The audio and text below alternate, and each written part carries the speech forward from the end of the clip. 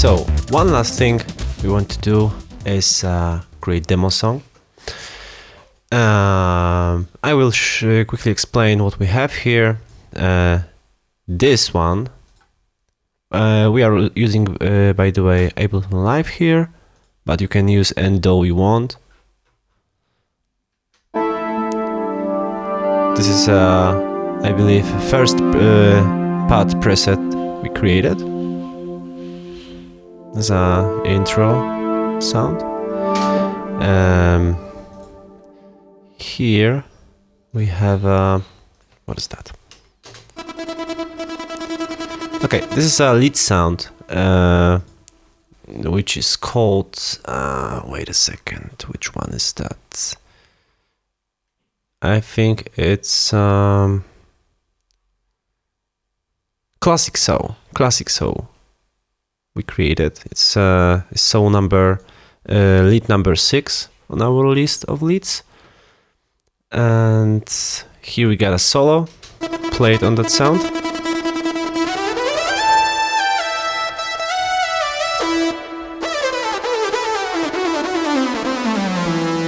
Okay, here we have the wobble sound, which is last bass sound we created during the chorus. Here, this is a factory patch, which is called Data Soup BC. What I did, I just record long stream of data because it's kind of random glitches. Then I chopped this and just put it to taste on the track to create a little bit more motion, and it's really back in the mix. But you'll hear it during the song, something like that. Okay, here we have a razor, I believe. Yeah, razors and short razors before every second clap we will have on the drum section. Here we have a sub bass. Yeah, that's a sub bass, which is I believe bass number 4 from our patches, bass patches.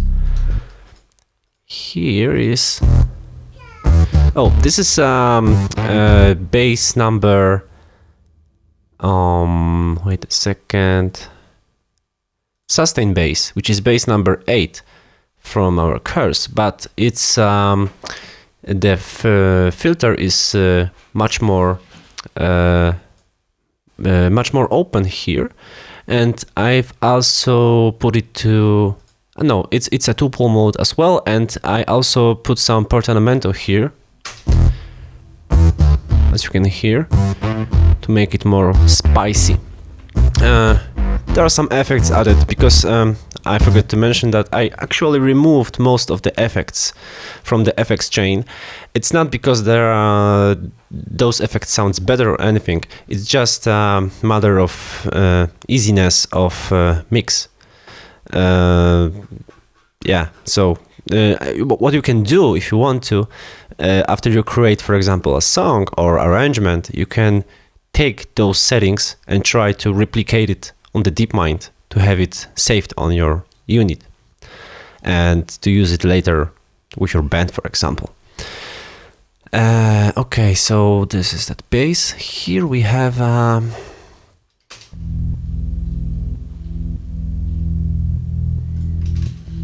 I think that was yeah, it's a part which is called Targo Brass. It's number 9 from our pad section, and what we have here is sidechain compression, which works with kick drum. So you can hear that. Let's turn it off. It's just a pad.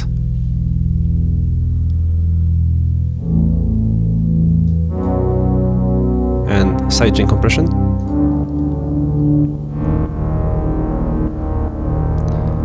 I just want to make the mix a little bit more full, but it just overwhelmed kick a little, so that's why sidechain compress this track with the kick. Here we have keys, I believe.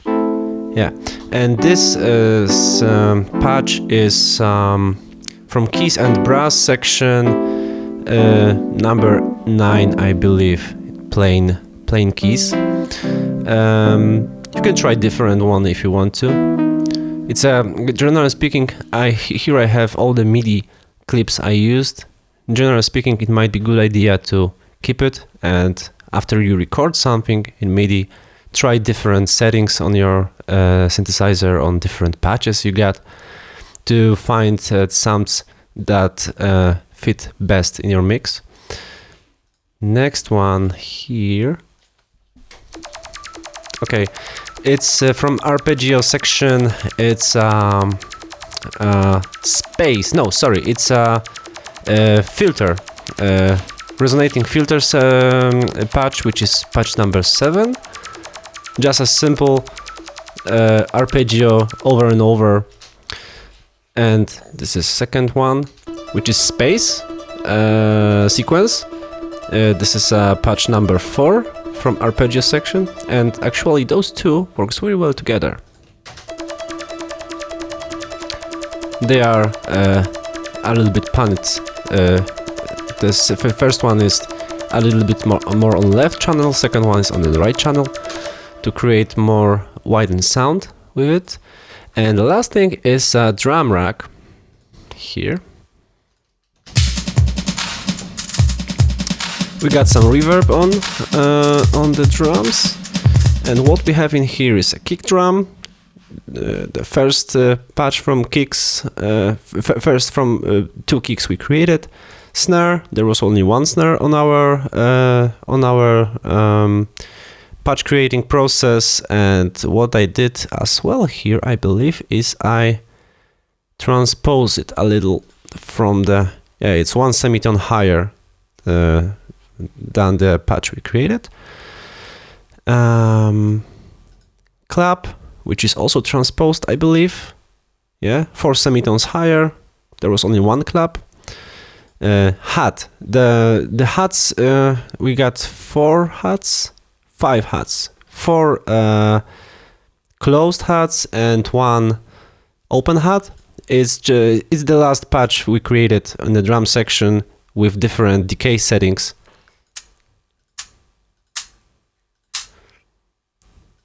To create some variation with the hi-hats. Yeah, nothing really fancy here. Crash. This is our chaina. And the second chaina we created. I think, I EQ'd that later on. Because I found that it sounds better. Oh, this one is not EQ'd. Only this one. Some high shelf here. What is that? Oh, those. This is those are toms from one of the factory patches. I don't know the name exactly. Something with toms, and they are just transposed one from each other. This is one sample, but it's transposed up and down. On the right. It's also from the one from the patches, one of the patches we created. Some EQ to fit better in the mix, and everything is compressed parallel to sounds like this. So we can hear some reverb on the right. No, this is not right here. Right is right kicks here.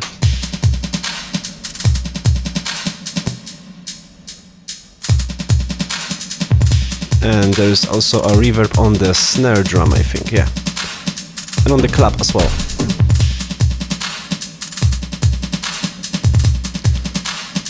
Okay.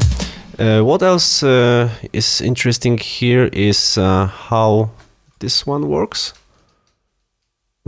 Yeah, the wobble sound, how it works with the bass sound. I think it sounds quite nice.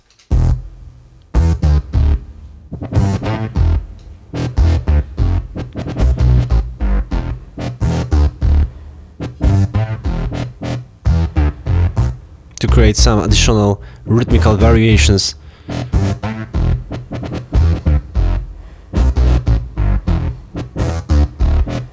And also with those data soap from the factory patches. And this one. And this along with drums sounds quite nice.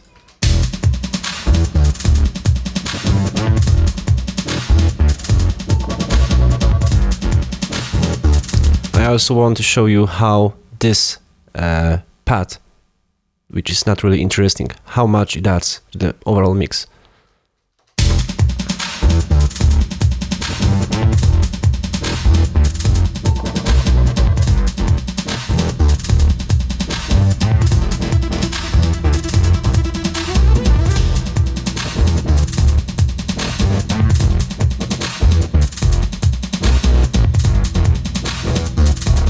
It's not really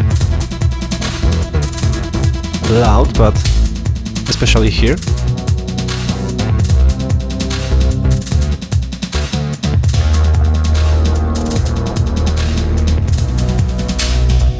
It adds a lot of depth to the overall mix. Okay, so I think this, yeah, I think I explained kinda everything. So let's hear to the whole idea here. Enjoy, and thank you for staying with me, creating patches for Deepmind. See you around.